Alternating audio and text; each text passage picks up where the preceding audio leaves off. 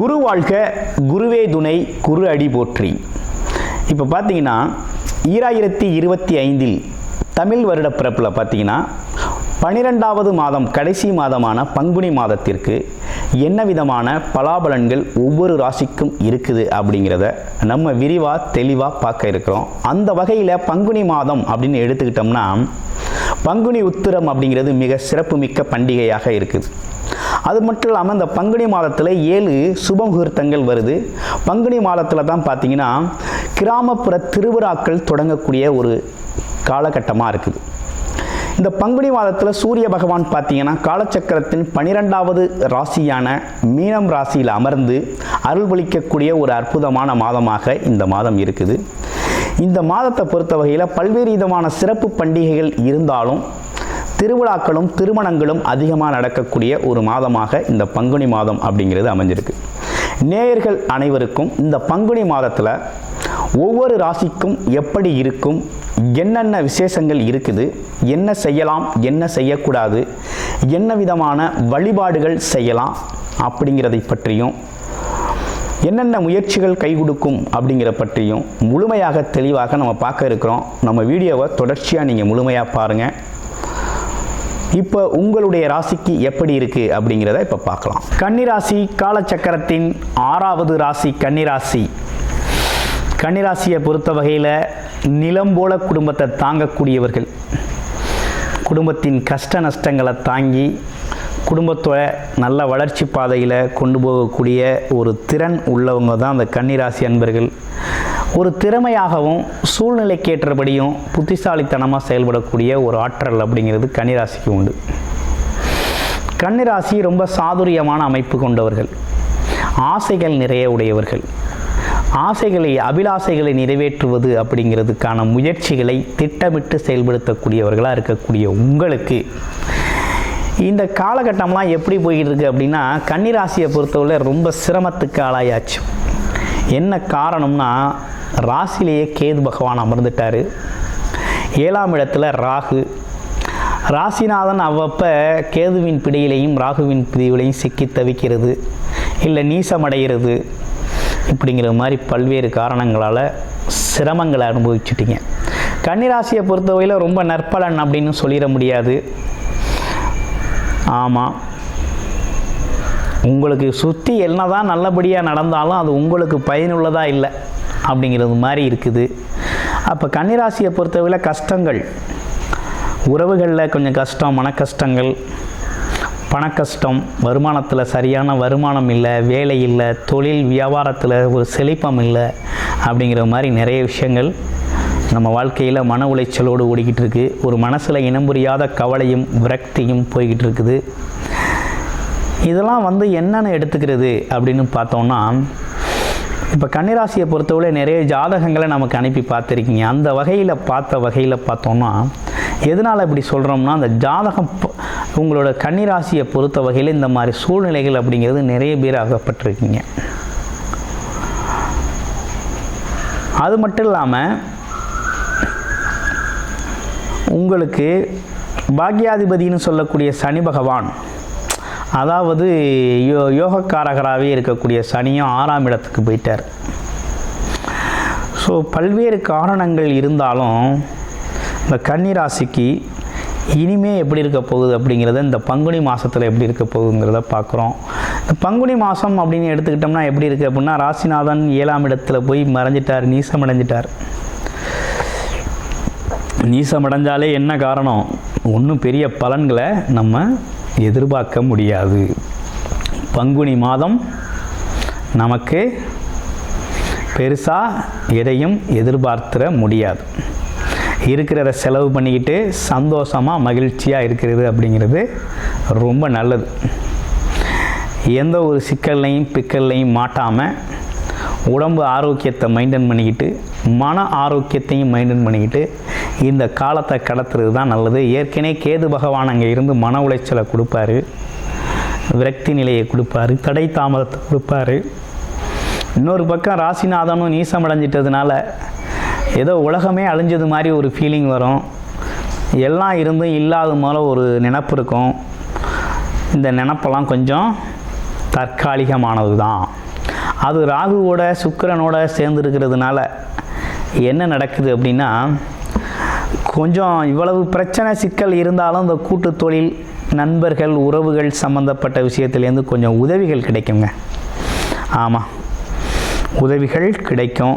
மனைவி மூலமாக கொஞ்சம் வருமானம், கணவர்னா மனைவி, மனைவினா கணவர் மூலமாக கொஞ்சம் வருமானமும், கொஞ்சம் வெளியூர் வெளிநாடு பயணங்கள் அல்லது சுற்றுலாக்கள், கோவில் திருவிழாக்கள், கோவில் சார்ந்த விஷயங்கள், சுபகாரிய நிகழ்ச்சிகள் கலந்துக்கிறது, இப்படிப்பட்ட விஷயங்கள்லாம் உங்களுக்கு ஒரு ஆறுதலாக காட்சி தரும் இந்த மாதம் கன்னி ராசிக்கு அமைஞ்சிருக்கு. கன்னி ராசியை பொறுத்த வகையில் கூட்டு தொழில் செய்யலாமா, வாய்ப்பு இருக்கா அப்படின்னா பேசி வச்சுக்கலாம், அவசரப்பட வேண்டாம். அடுத்து பாருங்கள், பாக்யாதிபதி 6ஆம் இடத்துல. வேலை எங்கேயாவது நீங்கள் உங்களோட முயற்சிக்கேற்ற வேலை அப்படிங்கிறது உறுதியாக உண்டு. வேலை சம்மந்தப்பட்டு முயற்சி செய்கிறவங்களுக்கெல்லாம் கண்டிப்பாக வேலை கிடச்சிரும். வேலையில் ஒன்றும் பிரச்சனை இல்லை, வேலை கிடைக்கிறதோ செய்கிறதோ பிரச்சனை இல்லை. இதில் என்னென்னா, நண்பர்கள் உறவுகளில் கொஞ்சம் கவனமாக இருக்கணும், அவசரப்படக்கூடாது, பொறுமையும் நிதானத்தையும் கடைபிடிக்கணும். அப்படிங்கிற மாதிரி உங்களோட இந்த காலகட்டம் அப்படிங்கிறது அமைஞ்சிருக்குது. கிட்டத்தட்ட ஓகே தான். 9ஆம் இடத்துல இருக்க குரு ராசியை பார்க்குறாரு. 9இல் குரு இருந்து ராசியை பார்க்குறாரு அப்படின்னாலே எவ்வளவு பிரச்சனை இருந்தாலும் நம்மளால் சமாளிக்க முடியும், எவ்வளவு சிக்கல்கள் இருந்தாலும் நம்மளால் சமாளிக்க முடியும். குலதெய்வம் நேரடியாக நமக்கு உதவி செய்கிறது மாதிரி தான், தெய்வமே துணைக்கி நிற்கிறது மாதிரி தான், வழிகாட்டுறது மாதிரி தான் இந்த பார்வை அப்படிங்கிறது. அப்போ நிறைய பிரச்சனைகள் இருக்குது, சிக்கல்கள் இருக்குது. நம்ம செஞ்ச தர்ம காரிய புண்ணிய காரியங்களால் நமக்கு குரு வழிகாட்டுதல், தெய்வ வழிகாட்டுதல் அப்படிங்கிற ஒரு விஷயம் நமக்கு அமைஞ்சிருக்குது.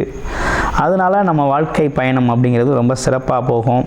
3-8 10 இருக்கிறதுனால இந்த காலகட்டத்தில் பிஸ்னஸ்ஸு, சொந்த தொழில், வியாபாரம் கொஞ்சம் அடி வாங்கும்.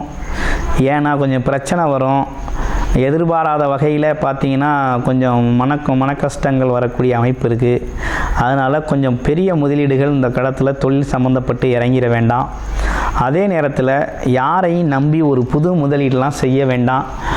ஆமாம், மன உளைச்சல் தரும் காரியங்களை செய்ய வேண்டாம், கடன் கொடுக்க வேண்டாம், வாங்க வேண்டாம் அப்படிங்கிற ஒரு விஷயம்லாம் நல்லா இருக்குது. எந்த ஒரு பொருளையுமே கொடுக்கல் வாங்கலில் கவனம் எடுத்துக்கங்க அப்படிங்கிற மாதிரி இருக்குது.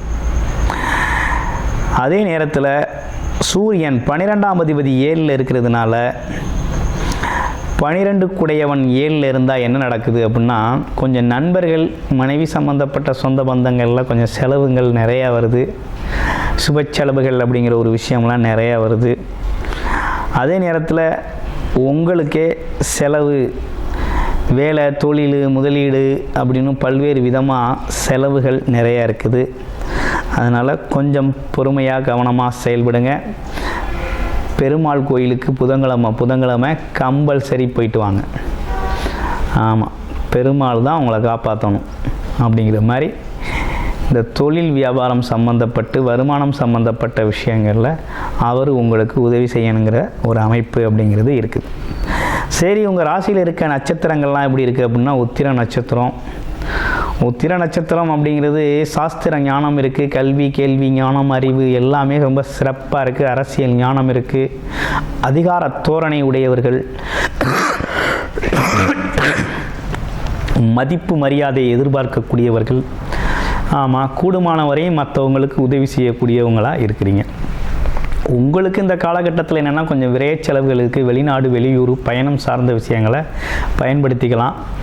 போட்டி தேர்வுகளில் கொஞ்சம் உங்களுக்கான வாய்ப்புகள் நிறைய இருக்குது, படிக்கிற குழந்தைகளுக்கு. ஆமாம், அரசு காரியங்கள் கொஞ்சம் தடை தாமதத்தோடு நிறைவேறக்கூடிய ஒரு அமைப்பு இருக்குது. அடுத்து அஸ்தம் நட்சத்திரம். அஸ்தம் நட்சத்திரம்னா சொல்ல வேண்டியதில்லை, அன்பு பரிமாறக்கூடியவர்கள், சமாதான தூதுவர்கள்.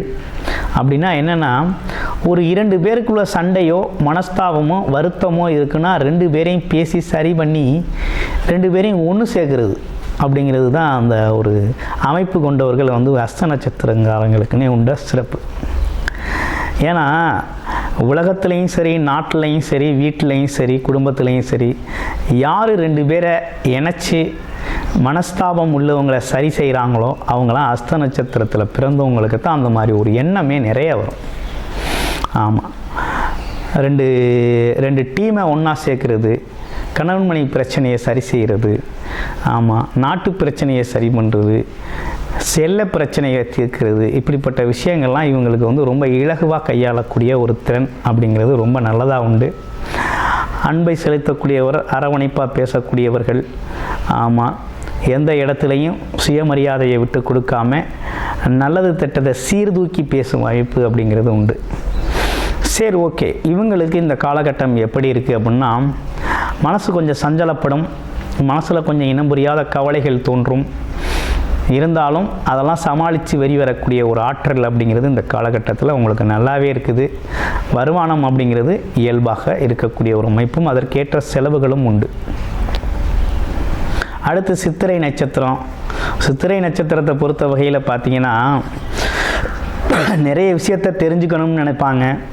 அது மட்டும் இல்லாமல் கல்வி, கேள்வி, அறிவு, எதையும் கேள்வி கேட்டு உண்மை பொருள் என்ன அப்படின்னு தெரிஞ்சுக்க முயற்சி செய்கிறது. இதில் குறிப்பாக தன்னை வந்து நம்பி ஒருத்தர் வந்துட்டார் அப்படின்னா அவருக்காக எதையும் துணிஞ்சு செய்வாங்க. அதே போல் வாக்குறுதிகள் கொடுத்துட்டா அந்த வாக்குக்காக செயல்படுறது அப்படிங்கிறது இந்த அவிட்ட நட்சத்திரத்துக்கு, அதாவது சித்திரை நட்சத்திரத்துக்கு உண்டான ஒரு சிறப்பு. சித்திரை நட்சத்திரம் அப்படின்னாலே பார்த்தீங்கன்னா, தான் கொடுத்த வாக்குறுதியை எப்படியாவது எப்பேற்பட்டாவது செயல்படுத்தணும் அப்படின்னு சொல்லி அவங்க வேலையை விட்டுட்டு அதுக்காக முயற்சி செய்வாங்க. மற்றவங்களுக்காக உதவி செய்கிறதுல ஒரு சிறப்பான அமைப்பு கொண்டவர்களாக இருக்காங்க. தனித்துணிச்சல், தைரியம் உண்டு. இவங்களுக்கு இந்த காலகட்டம் எப்படி இருக்குது அப்படின்னா, தொழில், வேலை சம்பந்தப்பட்ட விஷயங்களில் கொஞ்சம் கவனம் எடுத்துக்கணும். புது முதலீடுகள், புது விஷயங்கள் செய்யணும்னா ஆலோசனைப்படி செய்கிறது ரொம்ப நல்லது. அவசரப்படாமல் ஆலோசனை பெற்று செய்வது ரொம்ப நல்லது. வழிபாடு அப்படின்னு எடுத்துக்கிட்டோம்னா பெருமாள் கோவில் வழிபாடு செய்யுங்க. ஸ்ரீ முருகன் வழிபாடு செவ்வாய்க்கிழமைகளில் செஞ்சுக்கங்க. பெருமாள் கோயில் வழிபாடு அப்படிங்கிறது சனிக்கிழமைகளில் செய்யுங்க. வாழ்க்கை வளமாகும். நன்றி, வணக்கம், வாழ்த்துக்கள்.